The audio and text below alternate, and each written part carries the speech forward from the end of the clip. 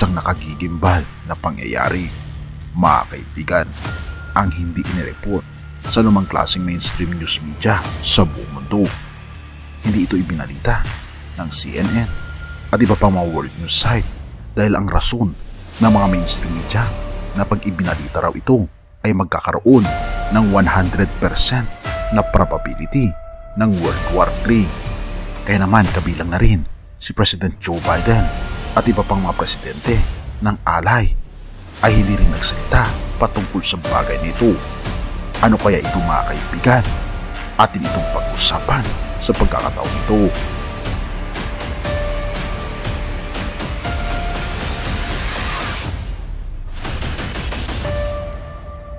Ito ang nakagigimbal na balita sapagkat binabanggit dito, Russia uses Kinzhal's hypersonic missiles in massive attacks on Ukraine in retaliation for Ukrainian terror in Bryansk.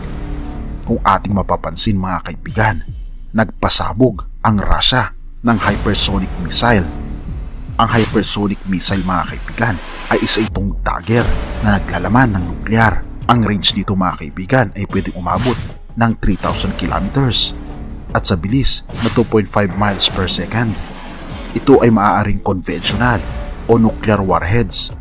Ngunit sa pagkakataong ito ay ginamit ang Kinzhal para dalhin ang Russian nuclear-capable air-launched ballistic missile at ito ay pinasabog sa western part ng Ukraine malapit sa sentro. At marami ang nagtataka kung bakit ito nangyari, mga kaibigan, sapagkat walang nakakaalam na may bunker sa lugar na iyon. Tanging ang mga kabilang lang sa NATO ang nakakaalam na may bunker doon. Maging ang mga mainstream media at ibang mga bansa ay hindi nila alam na mayroong bunker sa lugar na iyon. At ang nakakamangha, mga kaibigan, sa bunker na iyon, kabilang dito ang mahigit 300 na mga katao at ang karamihan dito ay mga opisyal ng NATO. At kung tatanungin niyo ako, mga kaibigan, kung ano ang NATO o ang North Atlantic Treaty Organization ay binuo ng United States of America noong April 4, 1949 pagkatapos ng World War II.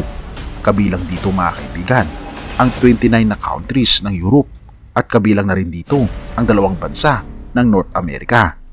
Sila ay nagsanib puwersa upang kalabanin ang Soviet Union na pinangungunahan naman, mga kaibigan, ng leadership ng Russia. Kaya naman, kung ating mapapansin, mga kaibigan, ang alay at NATO ay magkakasama na sumusuporta sa laban ng Ukraine versus Russia. Dahil hindi ito labanan ng Ukraine at Russia, mga kaibigan, kundi ito ay labanan ng allies at NATO laban sa Soviet Union. At ito nga, mga kaibigan, ang nakakalungkot. Mapapansin kasi sa mukha ng kanilang presidente na si President Zelensky na tilabaga siya ay nabugbog nung siya ay ini-interview patungkol sa bagay na ito. Mapapansin mo kasi na kahit hindi niya sabihin ay may malaking pinagdadaanan itong si President Zelensky. At kung ating mapapansin, ang bunker na ito na pinasabugan ng Russia ay 400 feet, mga kaibigan, ang kanyang lalim. Oo, kaibigan, 400 feet ang kanyang lalim. Ngunit dahil ginamitan ito ng napakalakas na nuclear hypersonic ballistic missile gamit ang Kinzhal, ay tumungo ang bomba nito patungo sa 400 meters na bunker na kumitil ng mahigit 300 na mga sundalo ng NATO. Kabilang na rin dito ang 12 ng mga opisyal ng NATO na talaga namang ikinalungkot hindi lamang ni Zelensky kundi ni President Biden. At kung ating mapapansin, mga kaibigan, hindi ito ibinalita kahit saan man. Ngunit maraming mga resources tayong nakita, katulad na lamang sa sikat na vlogger na si Redacted na in-interview niya ang mga sikat na opisyal ng United States na kanilang binanggit ang patungkol sa bagay na ito. Kabilang na rin dito si Gilbert Doctorow, isang independent international affair analyst, na siya ang nagsabi na binanggit niya ang patungkol sa pangyayaring ito. At kung ating mapapansin, halos sabay-sabay ang nangyayari ngayon sa ating mundo, mga kaibigan, na binabanggit ng analyst na ito na pag ito ay kumalat sa buong mundo dahil sa pagbabalita ng mainstream media ay sigurado matitrigger ang World War III. Dahil ang World War ay hindi lang manggagaling sa mga opisyal, kundi pati na rin sa mga sibilyan. Sila ang unang magagalit sa mga pangyayaring ito dahil hindi na basta-basta ang bomba na hinulog ng Russia sa Ukraine dahil gumagamit na sila mga kaibigan ng mga super weapons. Kaya naman ang kapalit nito ay super weapons din. At kung magkagayoy, magkakaroon mga kaibigan ng labanan ng super weapons at nuclear warfare ang magiging kaganapan sa World War III. Isama mo pa dito ang tumitinding tensyon ng Taiwan, Pilipinas, United States laban sa China na kabilang rin sa Soviet Union. Kaya nga naman mga kaibigan, ang ating mundo ngayon ay hindi na ligtas na tirahan. Hindi na ito ang pinapangarap ng bawat isa na mundo na payapa sapagkat ito ay may kawakasan. Kaya naman nais ng ating Panginoon na ipasakop natin ang ating buong puso, ang ating buong buhay sa Kanya.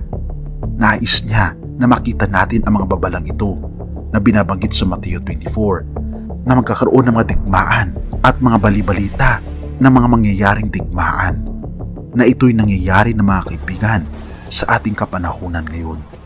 Ngunit ang good news, may mas mabuting lugar para sa atin. Philippians 3 verse 20. Subalit sa kabilang dako, tayo ay mga mamamayan ng langit. Mula rooy, hinihintay nating may pananabik ang Panginoong Hesukristo, ang ating tagapagligtas. Mga kaibigan, tayo ay tagalangit at hindi tagalupa. Kaya naman, mayroon tayong pananabik na makita na ang ating tagapagligtas na walang iba kundi ang ating Panginoong Hesukristo. Siya lamang ang ating pag-asa sa magulong daigdig na ito. Siya ang magliligtas sa atin sa miserable at sobrang kaawa-awa na buhay natin dito sa lupa. Purihin ang ating Panginoong Diyos at salamat kaibigan sa iyong panonood. Tayo'y manalangin. Ama naming banal, makapangyarihan naming Diyos, humihiling po kami sa inyo ng kaligtasan. Gabayan niyo kami Panginoon at tulungan na mamuhay sang-ayon sa inyong kagustuhan sa mundong ito. Dahil ang mundong ito, Panginoon, ay gumagrabe na ang mga pangyayari na talaga namang malapit na Panginoon ang iyong pagparito. Kaya naman tulungan kami na manampalataya hanggang sa uli at kami po'y iligtas ninyo. Dahil kami Panginoon ay hindi tagalupa, kundi kami ay tagalangit. Salamat Panginoon dahil kami po ay tinanggap po ninyo at patawarin po kami sa lahat ng aming pagkukulang at pagkakasala sa pangalan ni Jesus. Amen.